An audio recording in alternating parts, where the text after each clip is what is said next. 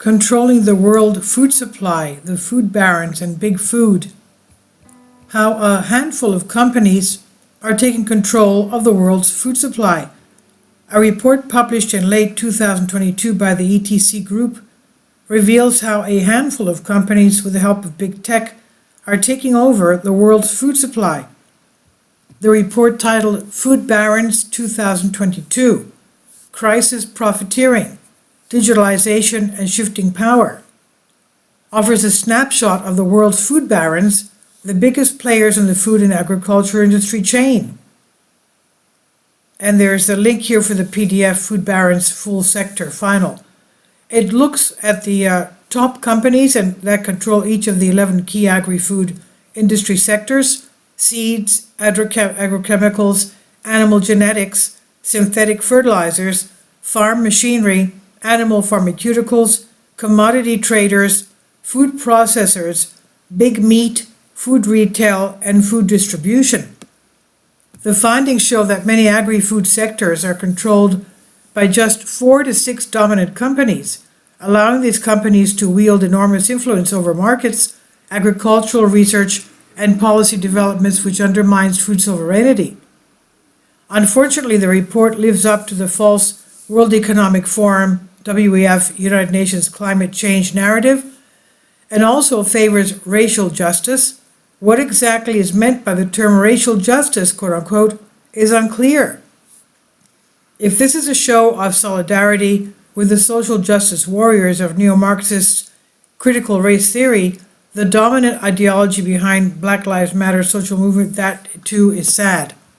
However, a mistaken belief in these ideologies has not affected the substance and integrity of the report, even though the authors invoke an understanding of the relationship between the two as part of the basis of the report. The analysis in this report is based on an understanding of the relationship between racial justice and climate change, and how extractive agriculture disproportionately affects people of color and indigenous communities.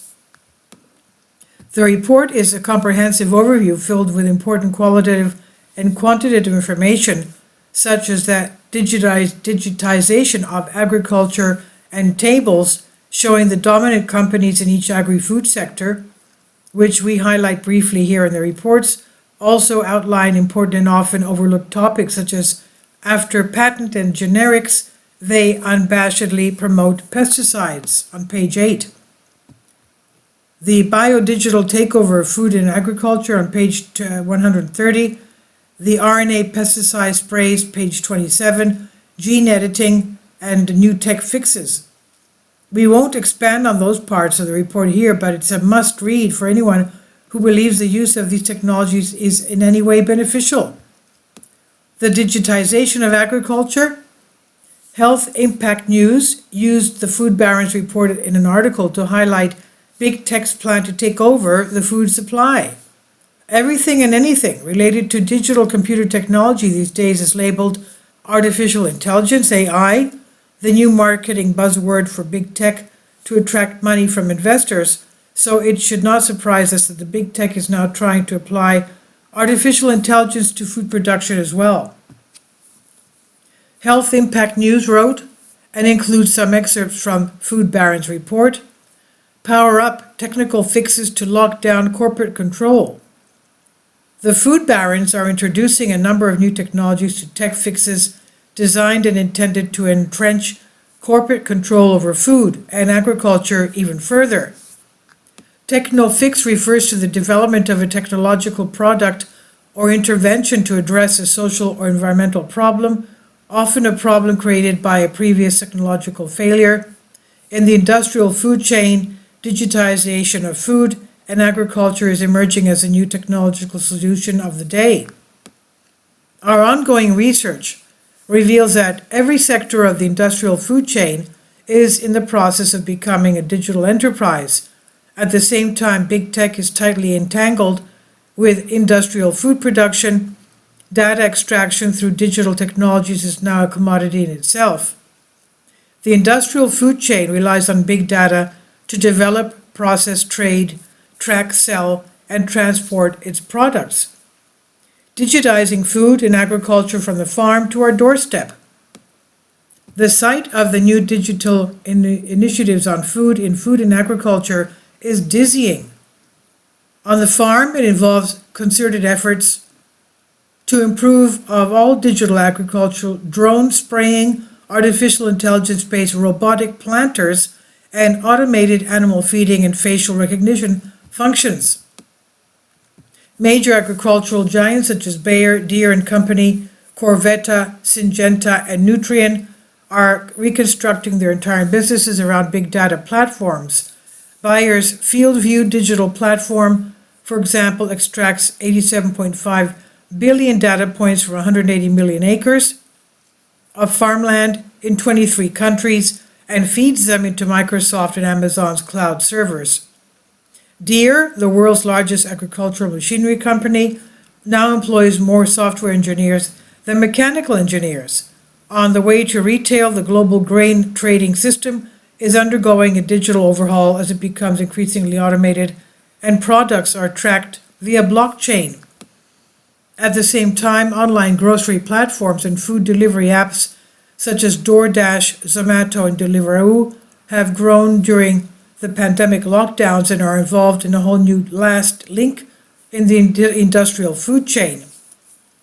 This is why billionaire technocrats like Bill Gates, Jeff Bezos, and colleagues, they own more farmland than anyone else in the U.S.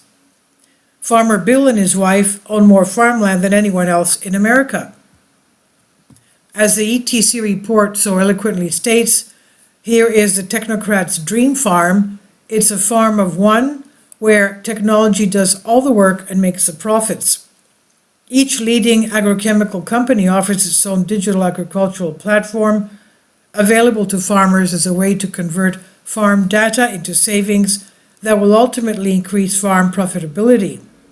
The holy grail, they say, is a farm of one, where a single farmer, data manager, equipped with multiple thumbs perhaps, can plug into a device, watch algorithms calculate input receipts based on data collected from sensors on the field and hyperspectral imaging, and then send those prescriptions to a fleet of contracted drones that will drop herbicides, fungicides, fertilizers, growth regulators, or other inputs at just the right dosages for each growing plant in the field. After harvest, the farmer can supposedly sit back and enjoy the profits from increasing crop sales and reduced labor costs, as well as carbon sequestration payments verified by the traceability data collected and stored in a security data chain blockchain. With the intervention of big tech in agriculture, we have now moved from is this food safe to eat, and is this even food, and is it edible? The sad thing is that most people today, where now the majority of the population has grown up in the age of high technology, don't even care where their food comes from. If it's packaged and sold in fast food restaurants and grocery stores, they just assume it's edible and not something that will poison or even kill them. Why wouldn't they do that? Why would they do that anyway? But who are they who do this?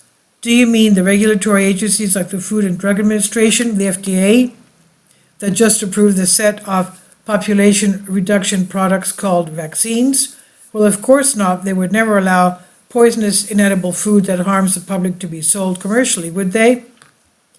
As the ETC report reveals, as consolidated as big food was before the coronavirus, they used COVID to consolidate even more, so that only a few companies control most of the world's food.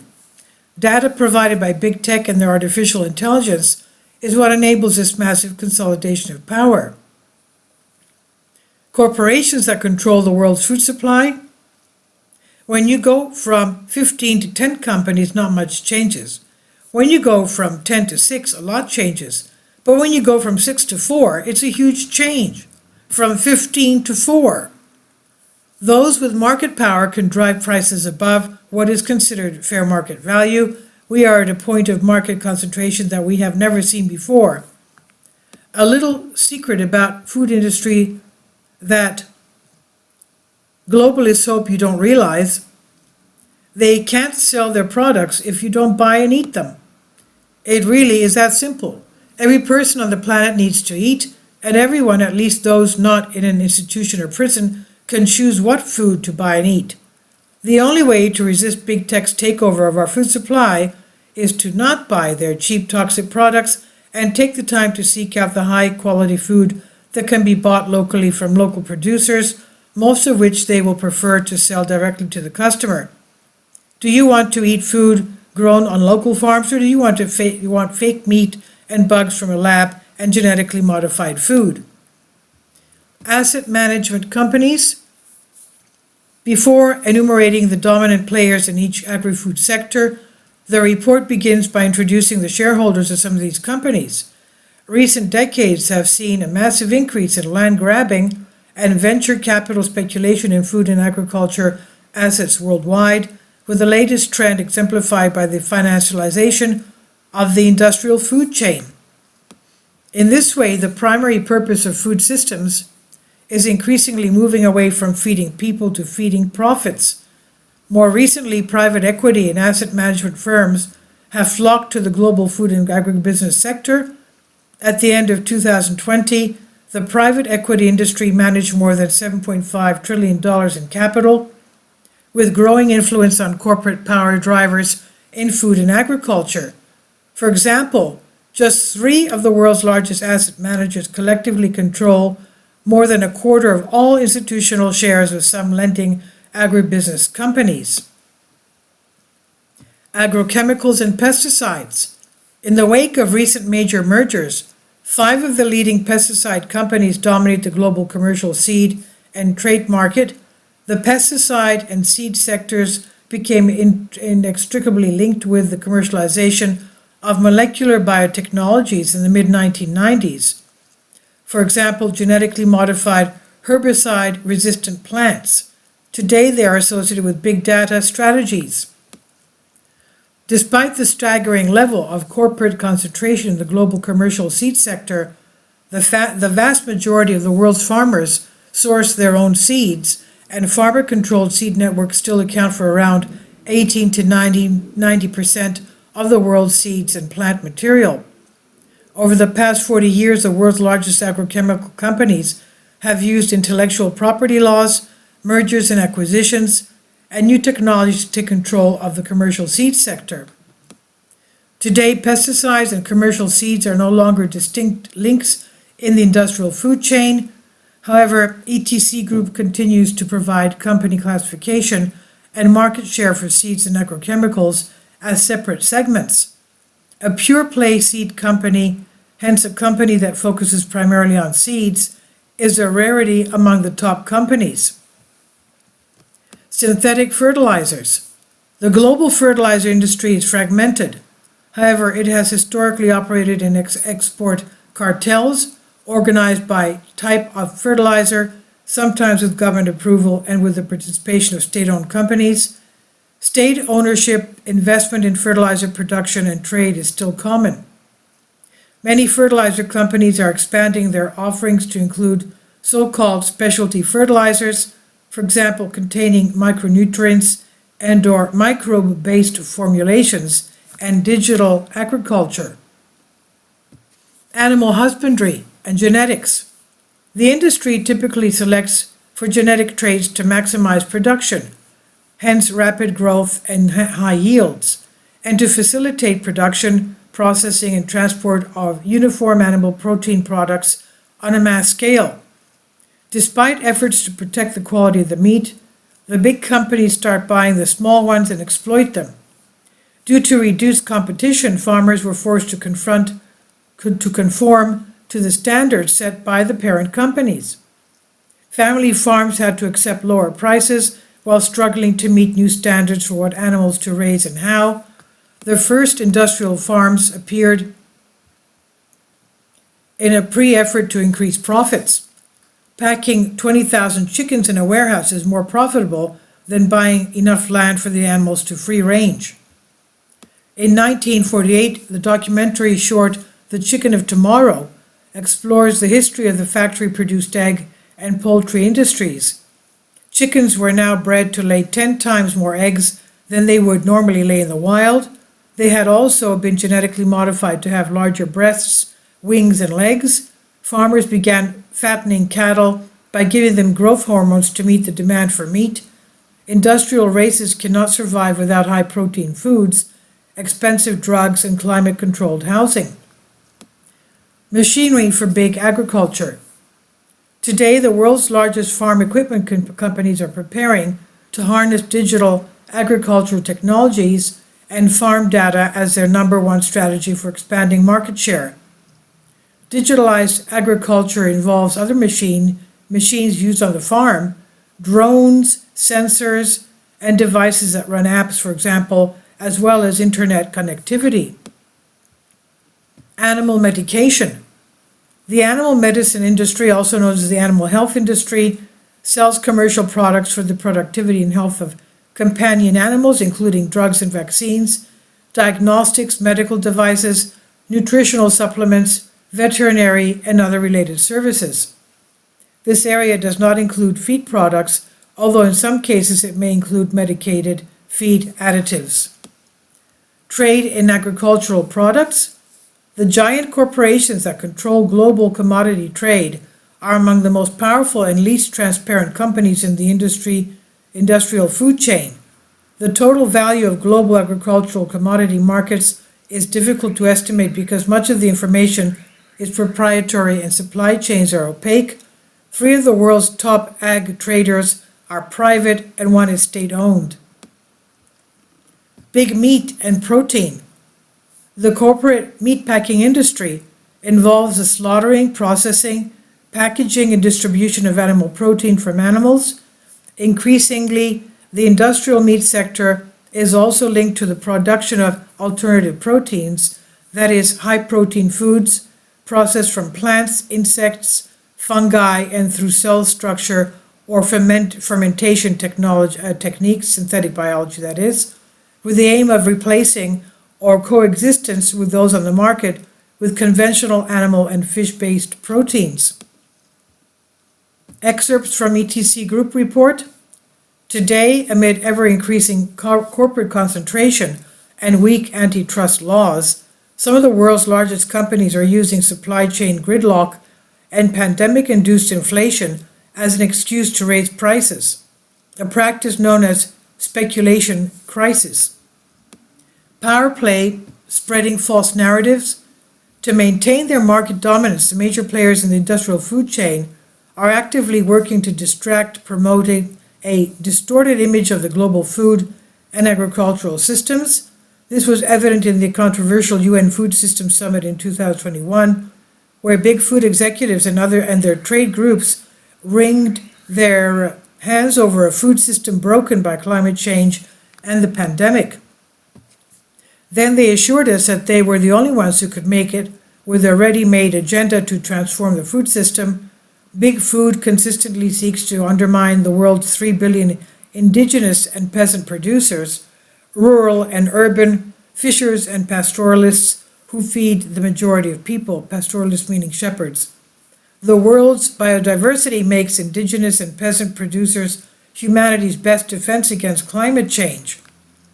We find that the food barons, including giant traders, food processors, grocers, technologists, and financiers, continue to redesign and perfect the industrial food chain so that they can extract more and more value from small producers in the natural environment. They inflate their coffers while providing poor quality and mostly unhealthy food to people and animals, destroying soils and biodiversity.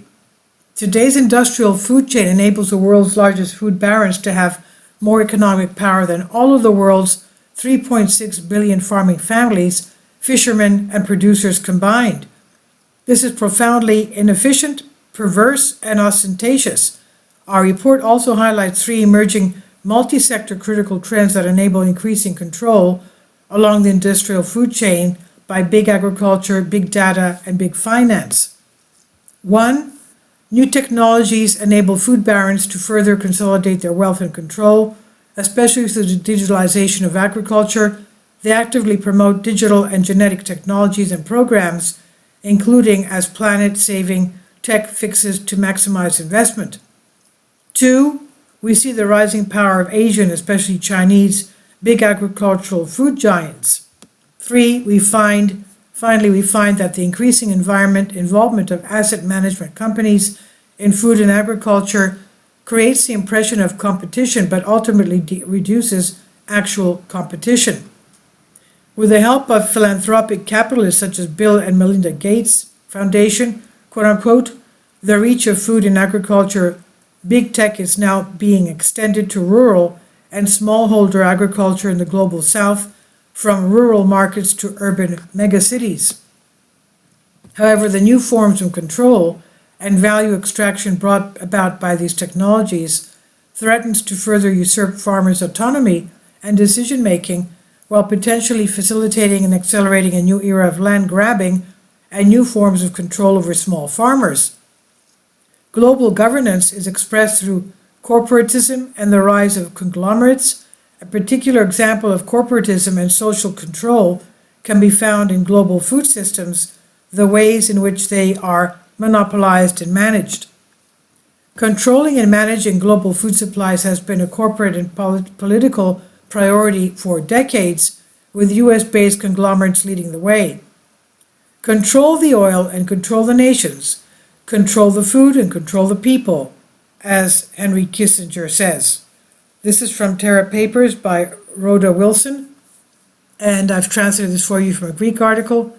Please leave your comments, and thank you for your support. Kindly support my Patreon account. The daily posts are 5 videos daily, and they are totally different from what I have on my YouTube channel. Thank you so much for your support and that you find all my content so interesting. You'll find the Patreon account details in the description box below.